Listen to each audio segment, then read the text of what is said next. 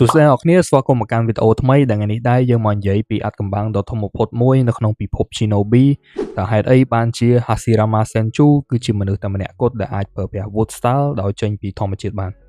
មុនចូលដល់ខ្លឹមសារនៃ clip សូមឲ្យអ្នកគ្នាកុំភ្លេចជួយ like subscribe និងបើក notification ម្នាក់មួយដើម្បីទទួលបានវីដេអូថ្មីទៀតពីខ្ញុំ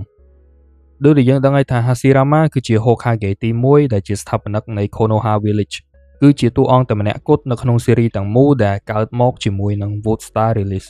ចំណែកឯអ្នកផ្សេងទៀតគ្រាន់តែជាអ្នកខ្ចី Wood Style មកប្រើប្រាស់ប៉ុណ្ណោះដូចជា Yamato, Obito Uchiha និង Danzo Shimura ពួកគេគឺអាចប្រើ Wood Style បានតាមរយៈកោសិការបស់ Hashirama Cell សូម្បីតែ Vaiketsu ដែលត្រូវបានបង្កើតឡើងដោយ Madara ក៏ប្រើប្រាស់ DNA របស់ Hashirama ដែរដូច្នេះអ្នកដែលប្រើ Wood Style ទាំងអស់បានគុណប្រយោជន៍ពីមនុស្សតែម្នាក់គត់គឺជា Hashirama Senjuវាអាចជារឿងចម្លែកបន្តិចដោយសារតែ Wood Style គឺត្រូវបានគេចាត់ទុកថាជា Kekkei Genkai ឬក៏ Bloodline Limit ដែលតែងតែនិយាយតគ្នាថាវាត្រូវបានបង្កើតឡើងដោយរួមបញ្ចូលពី Water Style និង Earth Style ប៉ុន្តែនៅក្នុង Senju Clan មិនមានអាគេម្នាក់គឺអាចប្រើវាបានទេបើធៀបទៅនឹង Uchiha Clan Kekkei Genkai របស់ពួកគេគឺជា Sharingan បើទោះបីជាវាកម្រក៏ដោយ Uchiha មួយចំនួនគឺអាច Awaken វាបានដូចជា Obito ចឹងកាលពីនៅក្មេងគាត់ធ្លាប់ជឿថាគាត់អាច Awaken ទៅលើ Sharingan បានទេប៉ុន្តែសក្តានុពលហ្នឹងគឺវានៅតែមានដោយសារតែ Obito គឺមានសែនរបស់ត្រកូល Uchiha តែសម្រាប់ Senju Clan វិញគឺខុសគ្នាខ្លាំងពួកគេមួយចំនួនធំគឺដឹងដែរដោយសារតែពួកគេគឺមានសមត្ថភាព Chakra ធំនិង Life Force ប៉ុន្តែមិនមានសមាជិកណាម្នាក់ដែលអាចបង្ហាញ Wood Style បានដូច Hashirama Senju ទេសូម្បីតែបងប្អូនរបស់គាត់ក៏អត់ចេះដែរដូច្នេះត្រង់នេះមានន័យថាម៉េចបានន័យថា Wood Style មិនមែនជា Kekkei Genkai ធម្មតាទេវាអាចជាអ្វីពិសេសមួយជាងនេះ Wood Style វាអាចកើតឡើងតាមរយៈការប្រែប្រួល Sen ឬក៏ Mutation ថាមពលនេះវាអាច generate បានតែម្ដងនៅក្នុងមួយចំនួនប៉ុណ្ណោះហើយអាចថា Hashirama គឺជាមនុស្សម្នាក់ដែលមាន Sen កម្រិតខ្ពស់មិនមាននរណាម្នាក់នៅក្នុង clan របស់គាត់គឺមានដូចគាត់ទេកត្តាទាំងអស់នេះហើយគឺអាចធ្វើឲ្យគាត់ខុសពីគេខ្លាំងនិងទទួលបានថាមពលទាំងអស់នេះដោយមិនបានចម្លងពីនរណាមិនបានខ្ចីថាមពលពីនរណាប៉ុន្តែគឺគាត់កើតមកជាមួយវាភាពចម្លែកនេះគឺយើងនៅតែអាចធៀបគ្នាបានជាមួយនឹងត្រកូល Uchiha បើសិនបើនរណាម្នាក់ដូចដៃគូប្រយុទ្ធរបស់ Hashirama ដែលជា Madara Uchiha គឺជាសមាជិកតែម្នាក់គត់នៃត្រកូល Uchiha ដែលមានសិទ្ធិអាច Awaken Sharingan បានអញ្ចឹងពាក្យថាគំនិតនៃ Bloodline ឬក៏ឈាមដំណពូជបានន័យថា Kekkei Genkai គឺវា unique ហើយរឿងនេះគឺយើងអត់ចាំបាច់បកស្រាយច្រើនទេ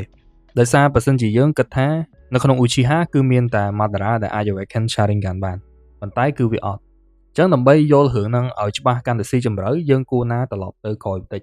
យើងត្រូវទៅកាន់ដើមកំណើតនៃ Chakra ផ្ទាល់សិនអញ្ចឹងយើងត្រូវប្រើ Time Stone ត្រឡប់ទៅកាន់ពេលដែល Hakoromo Otsutsuki ដែលជា Sage of Six Pack គឺមានកូន2នាក់ដែលមាន Endra Otsutsuki និង Asura Otsutsuki យើងឃើញថា Endra គឺទទួលបានភ្នែករបស់ Sage ថាមពលរបស់គាត់គឺតាក់ទងជាមួយផ្លូវចិត្តវិញ្ញាណនិងភាពច្បាស់លាស់ខ្លាំងហើយ Endra គឺជាដើមកំណើតនៃ Sharingan គាត់ថែមទាំងអាច Awaken ភ្នែកមួយប្រភេទស្ទើរតែដូចទៅនឹង Monkenko Sharingan រង្វង់ខាងក្នុងគឺថែមទាំងដូចទៅនឹង Rinnegan ទៀតវាជារឿងច្បាស់លាស់មួយដែលថាគាត់គឺជាត្រកូលរបស់ Hakoromo តាក់ទងទៅនឹងផ្នែកថាមពលនៅក្នុងភ្នែកផ្ទុយទៅវិញបើសិនជាយើងគិតពី Asura គាត់ទទួលបានអីខុសពីនឹងមិនមែនថាមពលនៅក្នុងភ្នែកទេមិនមែនជា Visual Jutsu ទេប៉ុន្តែថាមពលរាងកាយវិញ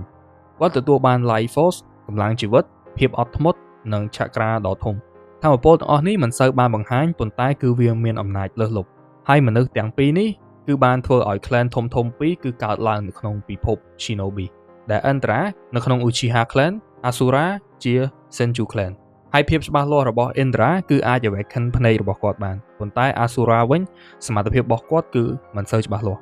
បើសិនជាយើងគិតអំពី Asura Otsutsuki គាត់មិនសូវបានបង្ហាញឲ្យយើងឃើញច្រើនតាក់ទងជាមួយនឹង Wood Style ទេហើយប៉ុន្តែហេតុអីបានជា Hashirama Senju គឺអាចប្រើវាបាន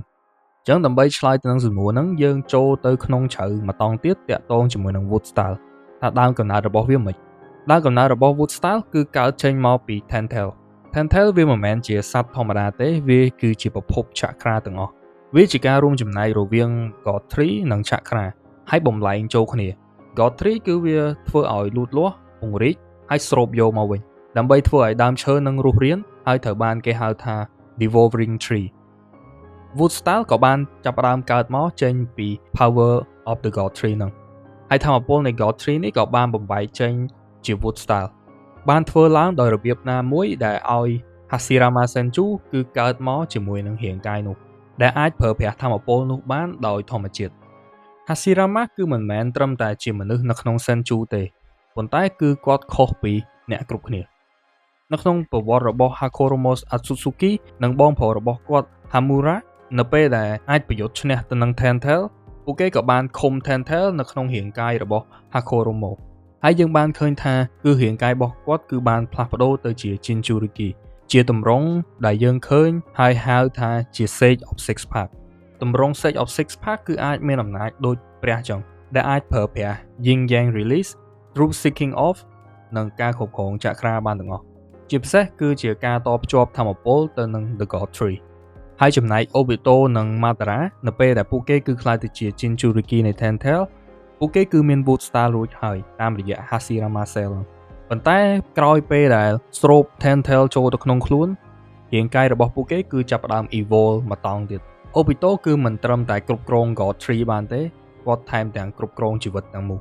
សម្រាប់ Madara វិញគឺគាត់អាចបង្កើត Divine Tree នៅលើផែនដីហើយអាចធ្វើឲ្យជីវិតដែលរស់នៅលើផែនដីប៉ះពាល់ទាំងអស់ត្រង់នេះបានបង្ហាញឲ្យយើងឃើញថា Wood Style មិនមែនជា Kekkei Genkai ធម្មតាទេវាគឺជាធម្មពលរបស់ Telltale ឲ្យសុទ្ធសាធតាមការរលាយទម្រង់របស់ពួកវាគឺចូលទៅក្នុងរាងកាយមនុស្សការរលាយចូលទាំងអស់នោះមិនមែនត្រឹមតែផ្ដល់អំណាចប៉ុន្តែគឺវាថែមទាំងផ្ដល់ការ regeneration ដោយដែលយើងបានឃើញ Madara នៅពេលដែលគាត់គឺរងរបួសធ្ងន់គាត់អាចស្ដារខ្លួនឡើងមកវិញបានហើយលក្ខខណ្ឌនេះយើងបានឃើញអ្នកដែលប្រើ Wood Style គឺមានវាដូច Hashirama Senju គឺគាត់អាចមានសមត្ថភាពនឹងដែរប៉ុន្តែគឺវាអត់ដល់កម្រិត Telltale Jinchuriki ទេមហិច្ឆតារបស់ Telltale គឺវាធំខ្លាំងមិនដូចទៅនឹង Tell Beast ទេគឺវាត្រឹមតែរស់នៅក្នុងរាងកាយរបស់ម្នាក់នឹងទេប៉ុន្តែចំពោះ Telltale គឺវា merge រាងកាយទាំងមូលចូលរួមគ្នាហើយសូម្បីតែ Obito និង Madara នៅពេលដែលបាត់បង់ Telltale ពួកគេក៏អត់ដូចមុនដែរឧទាហរណ៍ដូច Obito អាចនៅតែប្រើប្រាស់ Six Pack រស់រានជាមួយ Jutsu ដែលគាត់អត់មានហើយថែមទាំងផ្ទេរធម្មពលមួយចំនួនឲ្យ Kakashi ទៀតវាគឺជាការផ្លាស់ប្ដូរដ៏អចិន្ត្រៃយ៍មួយត្រូវបានគេហៅថា Permanent Transformation ចំណែកឯករណីរបស់ Hakoromo វិញយើងដឹងថាគឺគាត់មានកូន Endra Atsutsuki និង Asura Atsutsuki នៅពេលដែលគាត់គឺខ្លាយទៅជា Jinchuriki នៃ Telltale Jinchuriki នោះគឺអាចបញ្ជូនលក្ខណៈពិសេសមួយចំនួនទៅឲ្យកូនគាត់បានជាការកាត់បំណែកខ្លះនៃ Telltale ផ្ទាល់ហើយវាអាចជាករណីមួយដែលធ្វើឲ្យកូនរបស់គាត់គឺខ្លាំងអញ្ចឹងបើសិនជាយើងកាត់មកកូន Asura គាត់អាចទទួលបាន Wood Style ហ្នឹងតាមរយៈ Bloodline ពីឪពុករបស់គាត់ដែរបើសិនជាយើងគិតបែបនេះនៅក្នុង Senju Clan គឺពួកគេមាន Bloodline ដែលអាចប្រើប្រាស់ Wood Style បានប៉ុន្តែហេតុអីបានជានៅក្នុង Senju Clan មានតែ Hashirama Senju ម្នាក់ដែលអាចប្រើវាតោះហ្នឹងយើងប្រកាសជាឆ្ងល់វាអាចជាករណីដែលថាធម្មពលទាំងអស់គឺបានលាក់នៅក្នុងឈាមរបស់ Senju អស់ជាច្រើនចំនួនរហូតទៅដល់មនុស្សម្នាក់ដែលស័ក្តិសមបំផុតបានអាចប្រើប្រាស់ Wood Style Release នឹងបានជាសរីរាង្គមួយដែលវាល្អឥតខ្ចោះអាចមានឆក្រាមហិមាសែនមួយដែល perfect ហើយអាចជាការចាប់កំណើតឡើងវិញរបស់ Asura Atsutsuki ប្រហែលថាការចាប់កំណើតនោះគឺមក Hashirama Senju Hashirama គឺជា vassal ដែលល្អបំផុតនៅក្នុងប្រវត្តិសាស្ត្របុរាណរបស់ Senju Clan ករណីមួយទៀតដែលយើងអាចនិយាយបាន Wood Style វាមិនមែនស្រួលប្រើហើយដល់តែអ្នកដូចព្រះគឺបានប្រើ Wood Style កើតបើសិនជាយើងមើលអ្នកផ្សេងទៀតអ្នកប្រើគឺតែងតែមាន side effect ទាំងអស់ Yamato គឺគាត់មានដើមកំណត់នៅក្នុងការប្រើប្រាស់ Wood Style Obito Uchiha ប្រើវាបានប៉ុន្តែមិនដល់កម្រិត Hashirama Senju Danzo ប្រើវាដើម្បីខលិចភ្នែករបស់ Uchiha Clan ដាក់នៅលើដៃប៉ុន្តែគឺមានផលវិជ្ជមានលើខ្លួនឯងចំណែក Madara វិញ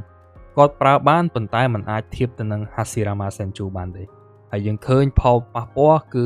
សរីរាង្គរបស់ Hashirama Senju គឺបានដុះលើខ្លួនគាត់ទៀតហើយ Hashirama Cell វាជារបស់មួយនៅក្នុង Shinobi ដែលវាធំខ្លាំងណាស់នរណាគេគឺក៏ចង់បានដែរដោយសារវាដូច cheat code មួយដែលត្រូវលេងឈ្នះគេចឹងហើយចំពោះ Gekkei Genkai របស់ Uchiha ដែលជា Monkeiko Sharingan មានពេលចាំខ្ញុំធ្វើវីដេអូបកស្រាយវាផ្សេងដោយសារវីដេអូនេះគឺយើងក៏ទៅ view ដែរហើយចុងក្រោយគឺ Hashirama គឺជា Shinobi មួយគឺដូចព្រះអញ្ចឹងនៅក្នុង series របស់ Naruto ដូច្នេះខ្ញុំមានប៉ុណ្ណឹងតើបងប្អូនយល់យ៉ាងណាអាច comment ខាងក្រោមបានយើងជួបគ្នាជាមួយខ្ញុំនៅវីដេអូថ្មីមួយទៀត That's all I got. Peace and love. I'm up. Bye bye.